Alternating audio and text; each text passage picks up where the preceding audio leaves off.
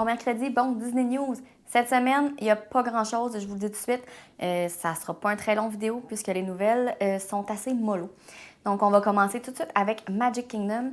Disney a annoncé que pour la journée du 31 décembre à Magic Kingdom, pour les détenteurs de billets qui n'ont pas de date dessus, en fait, pour exemple, si vous résidez dans un hôtel à l'extérieur ou une maison, faut que vous réserviez vos dates d'avance, un peu comme les passes annuelles. Eh bien, la journée du 31 décembre est pleine. Donc, si vous aviez l'intention d'aller à Magic Kingdom pour le 31 décembre et que vous n'avez pas des billets datés, donc un forfait valide des hôtels Disney, ou une passe annuelle, parce que ça, il reste encore quelques places pour les passes annuelles, mais pour les autres détenteurs de billets qui doivent faire leur réservation de parc, c'est plein pour cette journée-là. Ensuite, pour le temps des fêtes, l'année passée, Disney avait offert un nouveau spectacle pour l'illumination du château, ce qui remplaçait un peu dans le temps où est-ce qu'il y avait des lumières partout sur le château, puis Elsa allumait le château. Maintenant, c'est rendu des projections depuis l'année passée et Disney a annoncé que ça allait revenir cette année. Donc, c'est le Frozen Holiday Surprise. C'est présenté en début de soirée quand il commence à faire nuit, en fait, et c'est vraiment beau. Donc, c'est pas très long. C'est vraiment un petit spectacle, 5-6 minutes, puis Elsa est là, puis elle illumine le château. Donc, si jamais vous êtes à Disney durant le mois de novembre-décembre, peut-être aller le voir, c'est vraiment pas long et c'est très joli. Maintenant, on se dirige à Epcot et Disney a annoncé les dates pour le Festival of the Holiday. En fait, ça, c'est le festival qui est après les fêtes, donc il va être là du 17 janvier au 24 février. C'est vraiment un festival assez court, mais très coloré. Donc, pour ceux qui aiment les arts, toute forme d'art, c'est vraiment le festival pour vous. Ils ont annoncé que les concerts Broadway allaient revenir. Donc, ça, normalement, c'est un gars et une fille qui font des comédies musicales sur Broadway de Disney, qui viennent à Disney et sur la scène du pavillon des États-Unis. Et ils font un concert où ils vont chanter différentes chansons de différents films et de versions aussi des Broadway. En fait, c'est vraiment, il y a du talent là-bas. Là, les artistes sont tellement bons. Et puis, c'est toutes des chansons qu'on connaît. Donc, c'est vraiment le fun à aller voir. Il va y avoir des dining packages pour ça aussi. Donc, ceux qui veulent avoir une place assurée, il y a des dining packages qui vont sortir bientôt. Mais je vous dirais que c'est pas nécessairement les concerts les plus populaires, pas comme ceux qui sont en ce moment pour le Food and Wine ou pour ceux du temps des fêtes avec les narrateurs, les célébrités hyper connues. Donc, je pense pas que le dining package vaut la peine. Mais tu sais, ça peut quand même être intéressant pour vous si jamais il y a un restaurant qui vous tente. Ça vous fait un 2 dans 1, restaurant, spectacle. Le tour est joué.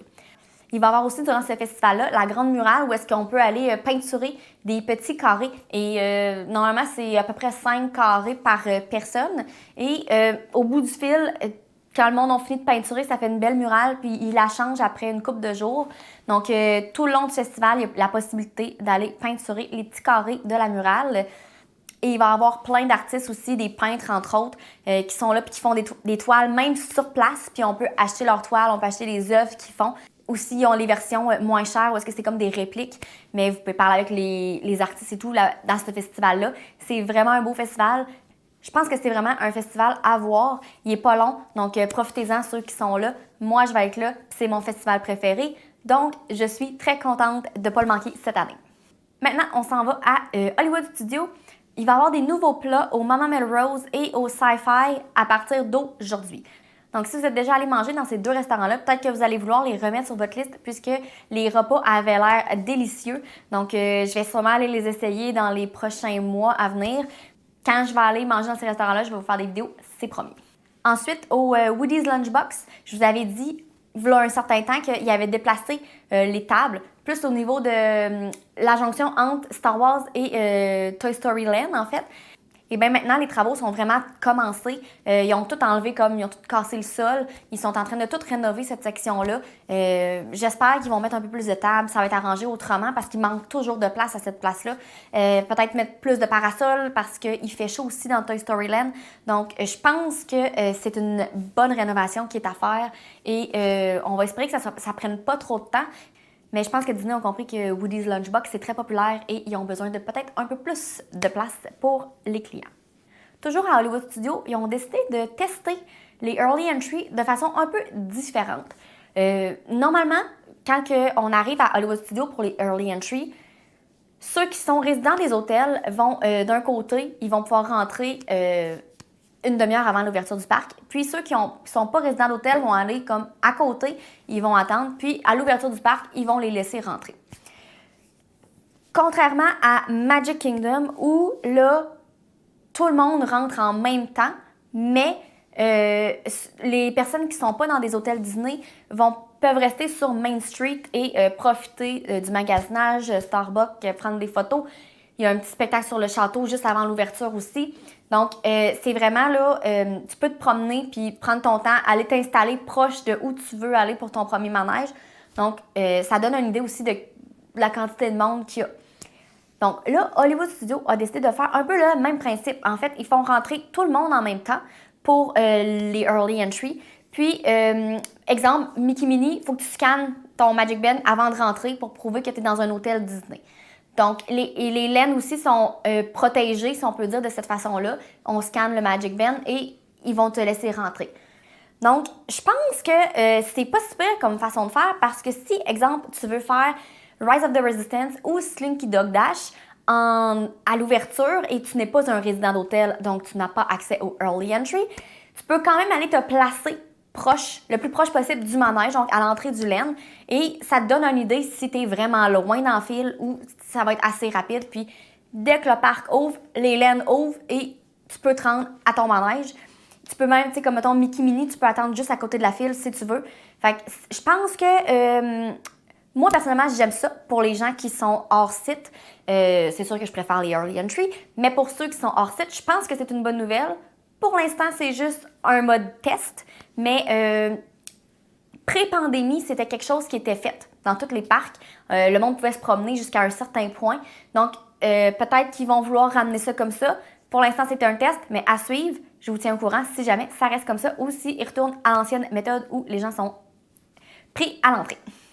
Maintenant, les grues sont arrivées sur le site de l'hôtel Reflection Lodge. On ne sait pas si ça va être ce nom-là encore, puisque c'était un hôtel qui avait été annoncé avec les plans et tout. C'était situé à côté du Wilderness Lodge. Le projet avait un peu été abandonné, les demandes de permis avaient été redemandées. Et puis là, ils vont de l'avant puisque les grues sont arrivées et la construction est commencée. Donc, la nouvelle hôtel Disney, on ne sait pas quand elle va ouvrir.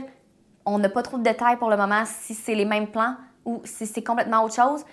Mais l'hôtel va être là. Et pour finir, Disney a confirmé le retour des Gingerbread House dans les hôtels. Donc, la magnifique maison en pain d'épices du Grand Floridian va être là encore cette année. Normalement, là, c'est à partir de mi-novembre qu'elle est là. Ceux qui vont à Disney, de mi-novembre à janvier, sincèrement, je pense que ça vaut vraiment la peine de faire un petit tour au Grand Floridian. Soit un soir, exemple, vous êtes à Animal Kingdom, la soirée finit plus tôt parce que le parc finit plus tôt. Allez faire un tour au Grand Floridian. Il y en a aussi un petit display, mettons, au Contemporary, mais la maison au Grand Floridian, c'est toujours extraordinaire. Dans le fond, la maison devient comme un petit magasin et il y a des employés à l'intérieur qui vendent des choses faites à partir de pain d'épices. Donc, c'est vraiment quelque chose de le fun à voir. Puis, tu sais, on rentre dans l'hôtel puis ça sent tellement bon, là. Elle est vraiment dans le lobby de l'hôtel, donc tu peux super bien l'avoir de partout. Fait que je pense que ça vaut la peine d'aller faire un tour au Grand Floridian pour ça. Donc, je suis vraiment contente que Disney la ramène. Je me doutais qu'elle allait être là encore cette année. Mais avec Disney, on ne sait jamais, des choses arrivent, puis ils peuvent pas le faire. Mais la maison en pain d'épices, elle va être là encore cette année. Donc, c'est tout pour les nouvelles cette semaine. Je vous l'avais dit, c'est une petite nouvelle, petite vidéo. Je voulais aussi vous dire que la semaine prochaine, il n'y aura pas de Disney News puisque je vais être à Disney. Donc, c'est pas toujours évident de filmer et d'éditer et de tout mettre en ligne quand je suis là-bas, puisque l'Internet n'est pas toujours super puissant, si on peut dire. Donc, il n'y aura pas de nouvelles la semaine prochaine. Mais par contre, il va y avoir une vidéo samedi cette semaine. Samedi de la semaine prochaine, je vais prendre une petite pause aussi puisque je suis à Disney et je veux quand même profiter de mon temps là-bas. Et je vais vous ramener plein de nouveaux vidéos. Donc, je vais vraiment concentrer mon temps sur filmer là-bas. Et je suis aussi là pour la fin de semaine de course. Donc, je vais faire des vidéos sur les courses pour que vous puissiez voir c'est quoi exactement les Run Disney. Donc ça va s'en venir éventuellement là, dans les prochaines semaines. Sinon, là-dessus, je vous dis à samedi pour mon vidéo à Disney. Après ça, on va se revoir plus tard pour les Disney News. Bye!